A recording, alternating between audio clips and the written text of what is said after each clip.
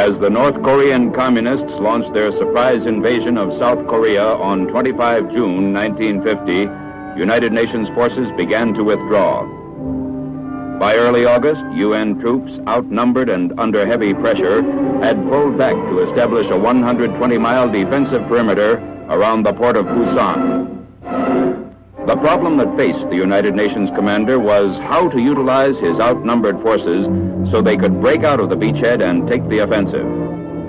Aerial reconnaissance had established that supplies and reinforcements for the enemy were being funneled along two main highways through Seoul, southeastward to the Busan perimeter. After estimating the situation and considering several possible plans of maneuver, General MacArthur decided to make an amphibious attack behind the enemy lines at the transportation and communication hub which centered around Seoul. With the enemy's supply line cut, the 8th Army would be able to break out of the Busan beachhead and launch a simultaneous attack from the southeast. However, before the amphibious attack could be launched at Seoul's port city, Inchon, high-level conferences were necessary.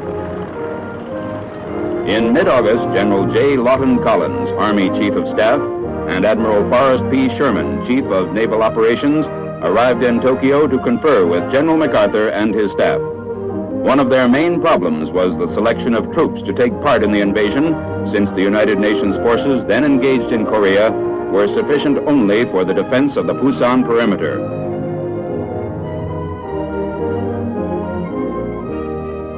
Perhaps an even greater problem was presented by the tidal conditions at Inchon, considered among the most difficult in the world for an amphibious operation. Extensive studies were made of the area, including examination of scenes such as these, photographed in 1945 during the U.S. occupation. It was decided that mid-September would be the best time for an amphibious assault, but even then, special tactics would be necessary. In Inchon's harbor and at Wolmi, a small island which dominated the outer harbor, there was a 35-foot tidal range, leaving impassable mudflats at low tide. Assault landing craft would be able to approach the beaches only during the 3 hours of each high tide. Troops landing in the first waves would have to stick it out alone until the next high water. Meanwhile, it was decided that the 7th United States Infantry Division, which had been on occupation duty and undergoing training in Japan's snow-covered northern region, would constitute one major ground unit of the invasion force. The entire force would be designated the 10th Corps. Part of another major ground unit of the 10th Corps came from Camp Pendleton, California. They were members of the United States 1st Marine Division, which was at that time deployed in widely separated areas of the world. Other units of the division were assembled from the Mediterranean area and Hawaii. Still other 1st Division Marines were already in Korea, helping to throw back the all-out communist attacks on the Busan beachhead.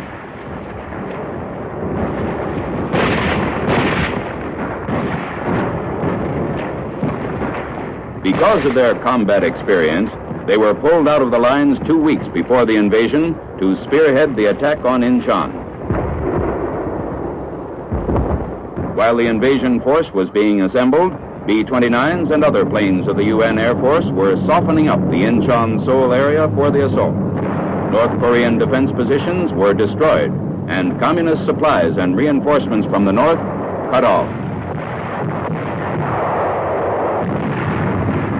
Ships and aircraft of the United Nations fleet joined in softening up the Inchon area.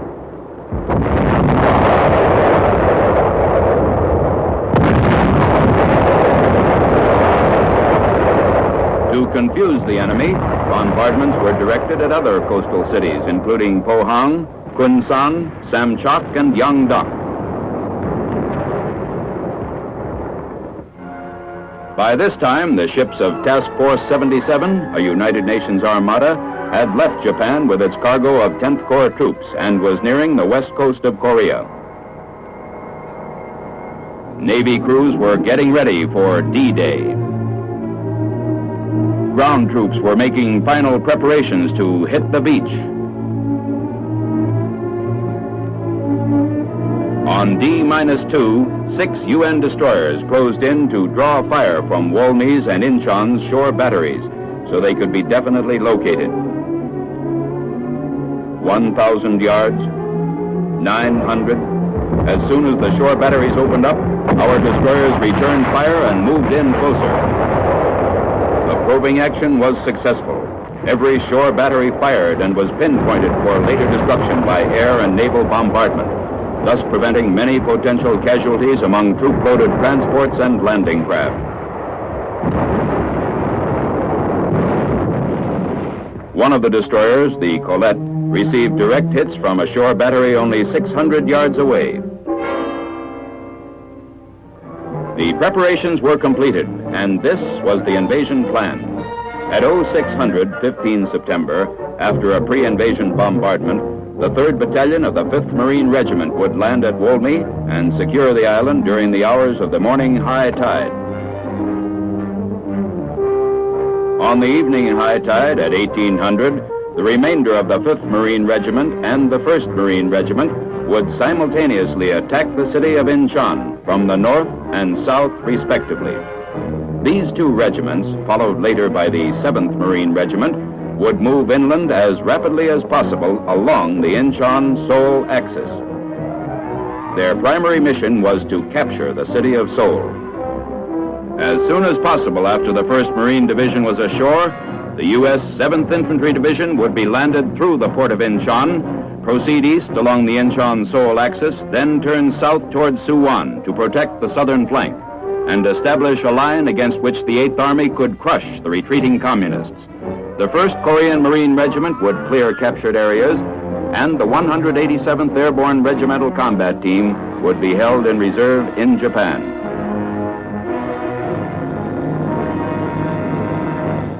On 15 September, dawn broke off the island of Walmey.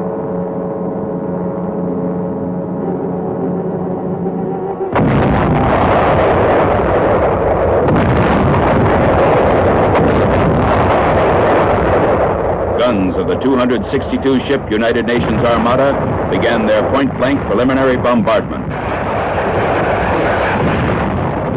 Tiny Walmey broke into flames as naval gunfire hit enemy ammo and fuel dumps. General MacArthur observed from the command ship. At 0630, the invasion began. 15 seconds before the Marines hit the beach, the bombardment was lifted at Walmey, but continued at Inchon.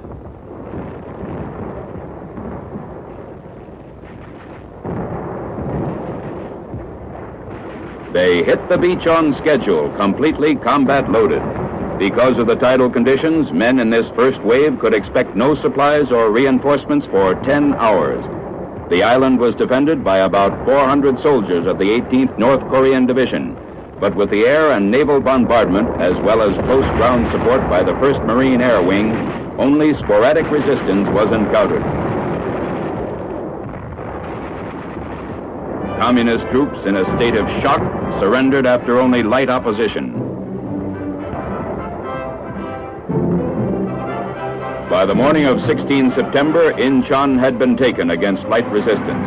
While the 1st Korean Marine Regiment cleared the city, the United States 1st Marine Division started toward the Han River, and beyond it, the former South Korean capital of Seoul, which lay about 20 miles from the Inchon beachhead.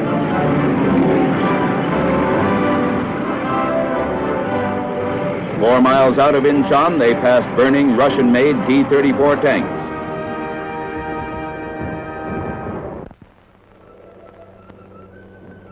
There was no definite enemy defense line on the road to Seoul, but small communist pockets of resistance had to be cleaned out.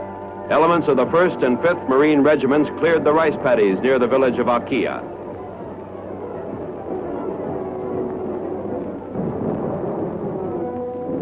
On 18 September, a launch neared shore between Inchon and Seoul. Aboard was General MacArthur. He was met by Major General Edward M. Almond, commander of the 10th Corps. As General MacArthur came ashore, he was greeted by Major General O.P. Smith of the 1st Marine Division. On this same date, troops of the U.S. 7th Infantry Division landed at Inchon. First to disembark were men of the 32nd Regiment. They moved rapidly inland, then southward to form the base of an anvil against which the 8th Army, driving north, would crush the North Koreans.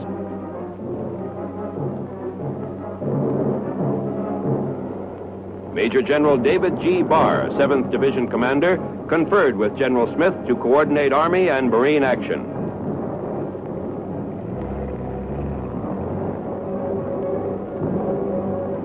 On 19 September, the 5th Marine Regiment was maneuvering along the west bank of the Han River, poised to launch an amphibious attack.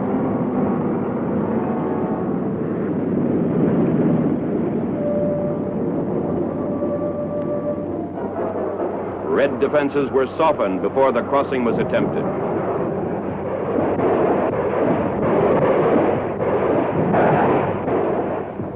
In the early morning hours of 20 September, the 5th Marine Regiment started across against enemy resistance. It was expected that the crossing would be difficult, for the river is very wide in this area.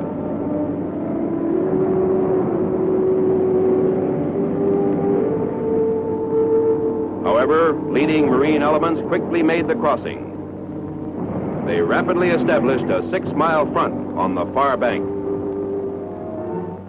By mid-morning, all opposition in the landing area had ceased, and remaining Marine elements crossed without difficulty.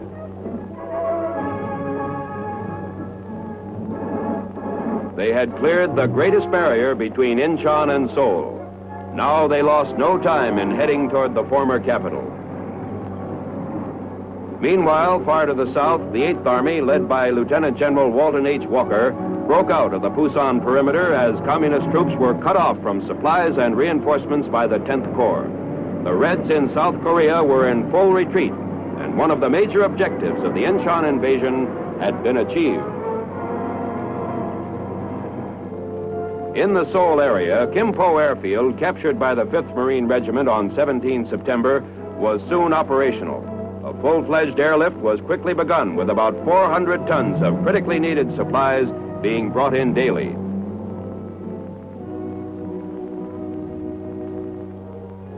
General MacArthur, arriving at the airfield after a frontline inspection tour, again conferred with his combat commanders.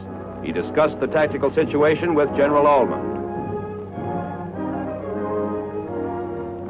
Held in reserve in Japan, the airborne 187th Regimental Combat Team was landed at Kimpo on 23 September, quickly rushed to a staging area, and ordered to proceed northward to capture the Kimpo Peninsula.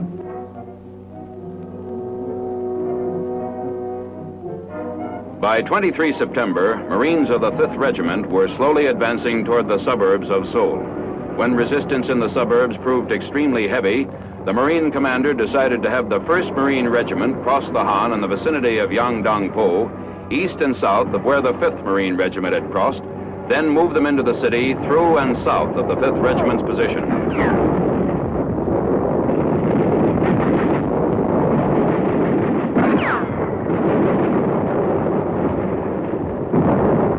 Fighting in Seoul's suburbs now reached the house-to-house stage as the Reds fortified some of the main buildings.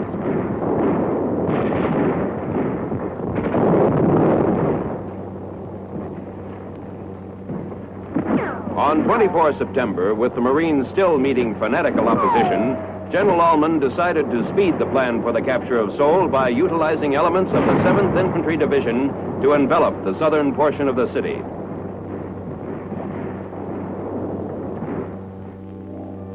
This was the general situation of the 10th Corps on 24 September. The 187th Airborne Regiment and the Korean Marines were destroying the enemy on the Kimpo Peninsula. The 7th Marine Regiment was driving the enemy to the north. The 5th and 1st Marine Regiments fighting in the suburbs of Seoul were encountering fierce enemy resistance, which precluded an early capture of the city. The 7th Infantry Division, having seized the important airfield at Suwon, was deployed on the southern flank. Now the commanding general, 10th Corps, directed the 7th Division commander to commit one of his regiments in an amphibious crossing of the Han River. The regiment's objective was to attack the city amphibiously from the south, capture South Mountain, the commanding terrain in the city, and envelop the enemy's southern flank.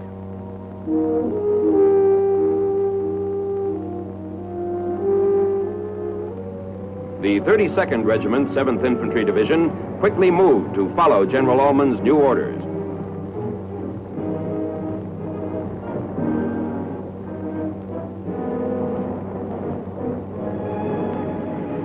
At 0630 on 25 September, after a 30-minute artillery barrage, the 32nd Regiment began its crossing southeast of Seoul.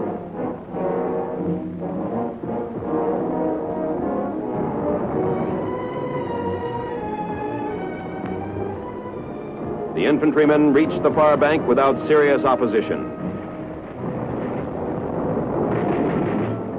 However, a short distance from the river, they ran into heavy small arms and machine gun fire.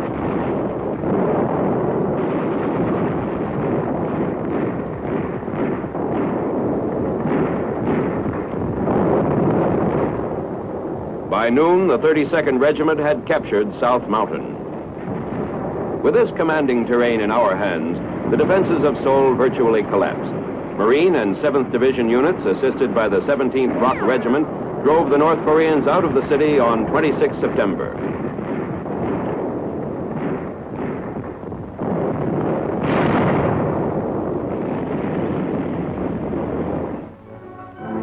On 27 September, 7th Division troops waited near Osan for a flying column of the U.S. 1st Cavalry Division.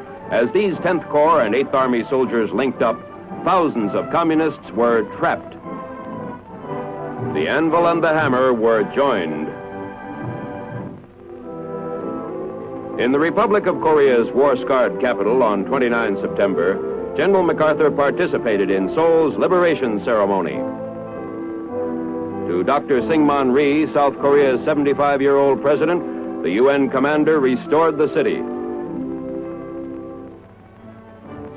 With the 8th Army moving through its position, the 10th Corps was relieved of all tactical responsibility on 7 October. In 22 days, it had completed its job in the Seoul area and was on its way to another amphibious operation.